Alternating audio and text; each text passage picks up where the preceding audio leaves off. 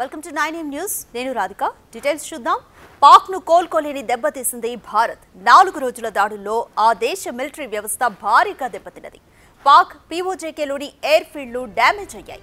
నిన్న ఒక్కరోజే 8 మిలిటరీ స్థావరాలు ధ్వంసమయ్యాయి. భారత్ దాడుల్లో ఎయిర్ బేస్లు, రాడార్ యూనిట్లు, అమ్యునేషన్స్ డంప్ కూడా డ్యామేజ్ అయ్యాయి. మొత్తం 11 మేజర్ ఎయిర్ బేస్లు దెబ్బతిన్నాయి. నూర్ ఖాన్, రఫీఖీ, మురీద్, సుఖూర్, సియాల్కోట్, పస్రూర్, చునియన్, సర్గోధా, స్కర్దు, భోలారి, జెకోబాబాద్ ఎయిర్ బేస్లు పూర్తిగా డ్యామేజ్ అయ్యాయి.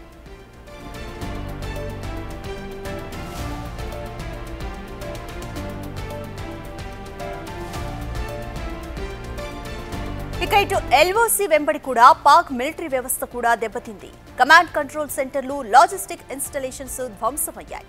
యుద్ధం ఇలానే కొనసాగితే తీవ్రంగా నష్టపోతామని భావించిన పాక్ కాల్పుల విరమణ ఒప్పందానికి ముందుకొచ్చినట్లుగా రక్షణ రంగ నిపుణులు చెబుతున్నారు.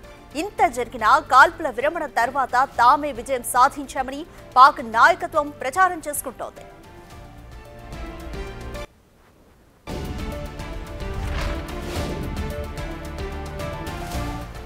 పెహల్గాం ఉగ్రదాడి తర్వాత భారత్ ప్రతీకారం తెచ్చుకోవడానికి ఆపరేషన్ సింధూర్ ని స్టార్ట్ చేసింది. టెక్నికల్ గా సాలిడ్ గా ఉన్న భారత్ పాక్ ని కోలుకోలేని దెబ్బతీసింది. 4 రోజుల దాడుల్లోనే ఆ దేశ మిలిటరీ వ్యవస్థ భారీగా దెబ్బతిన్నది. పాక్ ఇక పీఓజేకేలోని ఎయిర్ ఫీల్డ్లను పూర్తిగా ధ్వంసం చేసింది. భారత్ నిన్న ఒక్కరోజే 8 మిలిటరీ స్థావరాలు ధ్వంసమయ్యాయి. భారత్ దాడుల్లో ఎయిర్ బేస్లు, రాడార్ యూనిట్లు, అమ్యునేషన్ డంప్స్ కూడా డ్యామేజ్ అయ్యాయి.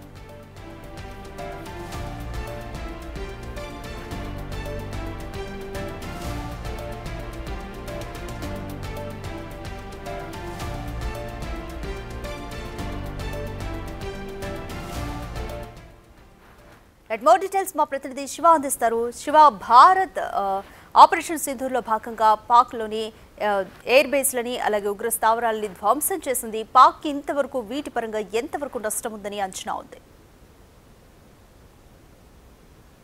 రైట్ రాధిక, ఏదైతే నిన్న సాయంత్రం కాల్పుల విరమణ ఒప్పందాన్ని అంగీకరించిన తర్వాత మళ్ళా వితిన్ 3 hours లోనే విరమణ ఒప్పందాన్ని ఉల్లంఘిస్తూ ఆ ఒప్పందాన్ని కూడా తొంగలో తొక్కుతూ మళ్ళీ డ్రోన్ల ద్వారా అటాక్ చేసింది. దాని ద్వారా మళ్ళొకసారి భారత్ నిన్న దాడి చేసిన నేపథ్యంలో అక్కడున్న ఒక ఎయిర్ బేస్, పాకిస్తాన్ సంబంధించిన పాకిస్తాన్ ఎయిర్ ఫోర్స్ సంబంధించిన ఎయిర్ బేస్ కూడా దెబ్బతింది. దాంతో మొత్తం 11 ఎయిర్ బేస్లు పాకిస్తాన్ సంబంధించి మొత్తం దెబ్బతిన్నాయి. దాంట్లో పాటు వైమానిక స్థావరాలు దెబ్బతిన్నాయి. అనేక విధాలుగా పాకిస్తాన్ నష్టపోయిన పరిస్థితి కనిపిస్తోంది. అంటే ఒకవైపు ప్రతి సందర్భంలో కూడా పాకిస్తాన్ దాడి చేయడం, దానికి ప్రతిగా దాడి ఎదుర్కొన్న నేపథ్యంలో పాకిస్తానే నష్టపోవాల్సిన పరిస్థితి ఏర్పడింది.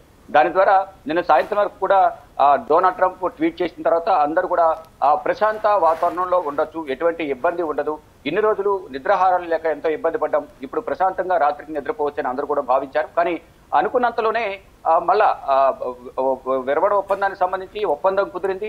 12వ తేదీన అంటే రేపు మధ్యాహ్నం 12 గంటలకు మిలిటరీ ఆపరేషన్ డైరెక్టర్ జనరల్స్ ఆధ్వర్యంలో స్థాయిలో 2 దేశాలకు సంబంధించి అటు పాకిస్తాన్ మరియు ఇటు భారత్ సంబంధించిన మిలిటరీ ఆపరేషన్ డైరెక్టర్ జనరల్స్ ఇద్దరు కూడా రేపు మధ్యాహ్నం 12 గంటలకు సమావేశం కావాల్సి ఉంది. దీంట్లో పలు కీలక నిర్ణయాలు తీసుకోవాల్సి ఉంది. కేవలం నిన్న ఒప్పందం కుదిరింది కేవలం సీజ్ ఫైర్ కి సంబంధించి మాత్రమే. మిగతావన్నీ కూడా ఏదైతే సింధు నది జలాల ఒప్పందం కానీ వాణిజ్య ఒప్పందాలు ఇవన్నీ కూడా నార్మల్ గానే ఉంటాయి. కేవలం ఉగ్రవాద చర్యకు సంబంధించి ఒకవేళ భవిష్యత్తులో ఏమైనా కార్యకలాపాలు కొనసాగిస్తే దాన్ని యాక్ట్ ఆఫ్ వార్ గా భావిస్తూ ప్రతిస్పందిస్తాం, దీన్ని యుద్ధంగా మేము పరిగణిస్తామంటూ కూడా భారత ప్రభుత్వం చెప్పింది. కానీ ఇటు సీజ్ ఫైర్ ను ఉల్లంఘిస్తూ మరొకసారి కాల్పులకు తెగబడిన నేపథ్యంలో డ్రోన్ల ద్వారా, ఫిరంగుల ద్వారా దాడులు చేసిన నేపథ్యంలో భారత్ కూడా దానికి ప్రతిగా ధీటుగా సమాధానం చెప్పింది. ఈ నేపథ్యంలోనే డే 1 నుంచి కూడా ఒకసారి చూసుకుంటే కనుక పాకిస్తాన్ దాడి చేసింది, ప్రతిగా భారత్ కూడా దాడి చేసింది. ఈ దాడిలో పాకిస్తాన్ తీవ్రంగా నష్టపోయిన పరిస్థితి కనిపిస్తుంది.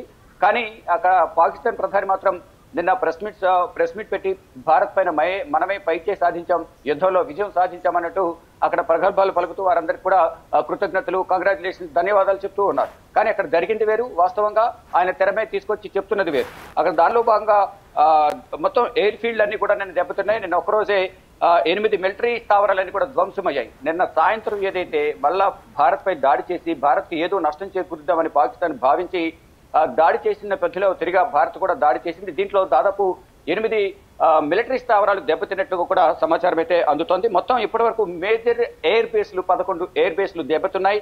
మొత్తంగా దానిలో చూసుకుంటే నూర్ ఖాన్, రఫీఖీ, మురీద్, సుఖూర్, సియాల్కోట్, ప్రసూర్, సునియాన్, సద్గోరా, సద్గు ఇలా మొత్తం కూడా కలిపి 11 ఎయిర్ బేస్లు, మెయిన్ ఎయిర్ బేస్లు దెబ్బతిన్నాయి.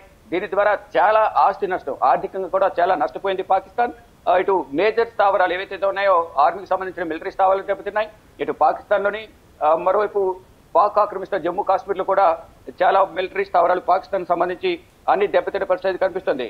ఇక మొత్తం లైన్ ఆఫ్ కంట్రోల్ వెంట ఉన్న మొత్తం పాక్ మిలిటరీ వ్యవస్థ అంతా కూడా కమాండ్ కంట్రోల్ సెంటర్లన్నీ కూడా మొత్తం దెబ్బతిన్నాయి. ప్రజెంట్ మళ్ళీ వాటిని ఇన్స్టాల్ చేసుకోవాల్సిన పరిస్థితి పాకిస్తాన్కి ఉంది.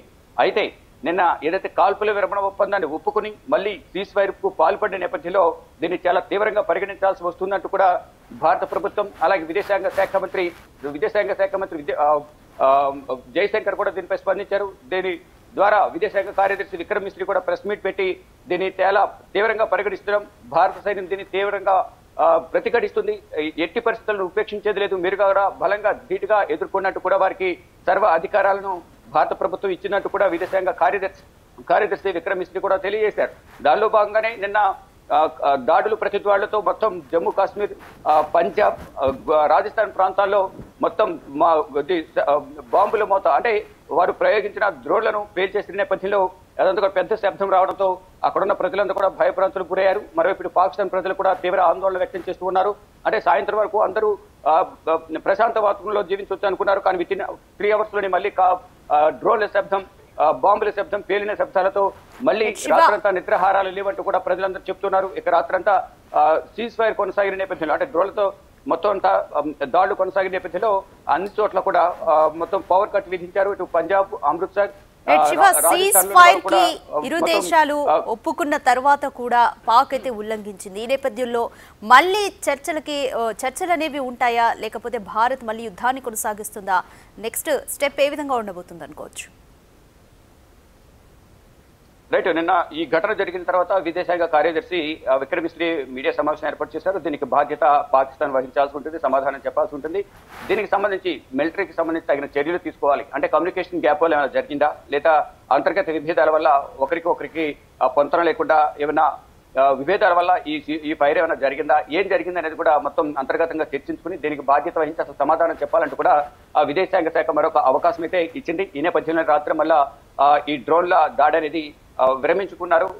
ఇటు ప్రతిగా భారత్ కూడా దాడి చేసిన నేపథ్యంలో పాకిస్తాన్ వెనకడుగు వేసింది. ఇప్పుడు మరోసారి వారు చర్చించుకుని దీనికి బాధ్యతగా అధికారికంగా ఒక ప్రకటన చేయాల్సి ఉంటుందంటూ కూడా విదేశాంగ కార్యదర్శి విక్రమ్ మిశ్రీ కూడా మీడియా సమావేశంలో తెలియజేశారు. దీనికి సంబంధించి ఇప్పుడు మరి పాకిస్తాన్ ఏం చేయబోతుంది అనేది కూడా చూడాల్సింది. మరోవైపు రేపు మరొకసారి సమావేశం ఉన్న నేపథ్యంలో ఈ సమావేశం అయితే జరిగే అవకాశం అయితే ఉంటుంది, కానీ దీంట్లో ఎటువంటి నిర్ణయాలు తీసుకుంటారనేది కూడా చూడాల్సి ఉంది. కానీ ఇప్పుడు మొత్తం ప్రజెంట్ అయితే అందరూ కూడా ప్రశాంత వాతావరణంలో ఉన్నారు. అన్ని రాష్ట్రాల్లోనూ, సరిహద్దు రాష్ట్రాలు కానీ, ఇటు పంజాబ్, అమృత్సర్, మరోవైపు జమ్మూ కాశ్మీర్ ప్రాంతాలందరూ నార్మల్ గా జనజీవనం నార్మల్ గా రోడ్ల వచ్చి తిరుగుతూ ఉన్నారు. కానీ రాత్రి సమయంలో మాత్రమే ఈ డ్రోన్ల ఎఫెక్ట్ అనేది ఎక్కువగా ఉంటుంది. ఈ నేపథ్యంలోనే ఆ కరెంట్ అంతా తీసేసి ప్రజలందరూ కూడా ఇళ్లలో బిక్కుబిక్కుమంటూ కూడా ఉండాల్సిన పరిస్థితి ఉంది. అయితే ఈ రాత్రి మనం ఉంటామా లేదా, డ్రోన్లు ఎక్కడొచ్చి ఎవరింటి మీద పడతాయనేది కూడా అందరూ కూడా భయాందోళన వ్యక్తం చేశారు. ఫైనల్ గా ఇప్పుడైతే ప్రశాంత వాతావరణం అయితే కొనసాగుతుంది. కానీ ఈ కాల్పుల విరమణ ఒప్పందానికి సంబంధించి పాకిస్తాన్ బాధ్యత వహించాలి, దానికి సమాధానం చెప్పాలంటూ కూడా భారత విదేశాంగ శాఖ కోరుతోంది. Radhika, thanks for the update Shiva.